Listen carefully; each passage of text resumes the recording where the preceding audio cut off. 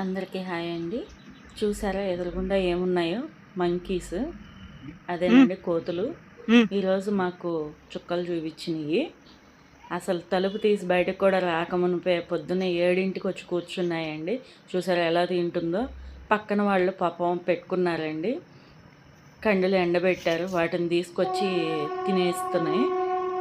అసలు ఎంత అల్లరి చేసినాయి అంటే అసలు బయటకు వెళ్ళడానికి కూడా చాలా భయపడ్డామండి మేము. అసలు వాటి అల్లరి చూసారా? పక్కింట్లోకి అటు దూకుతున్నాయి, ఇటు దూకుతున్నాయి, జనాల్ని తెగ భయపెడుతున్నాయి. దానికి తోడు ఆ పక్క బిల్డింగ్ మీదకి కూర్చున్నాయండి, మా ఎదురుగుండా బిల్డింగ్ మీద.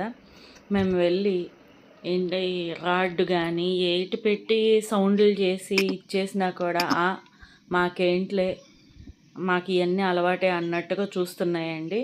అసలు ఎంత భయపడ్డామంటే పొద్దున్న 7ంటికి వచ్చినవి ఆఫ్టర్నూన్ 12 వరకు వదలలేదండి. బయటకు వెళ్ళడానికి లేదు, బయటకు వెళ్ళే పనులు ఉన్నాయి, పనులు ఆపేసుకొని కనీసం బాత్రూమ్కి వెళ్ళాలన్నా భయపడే స్టేజ్లో ఉన్నాము. 12 వరకు అట్లాగే ఉన్నాము.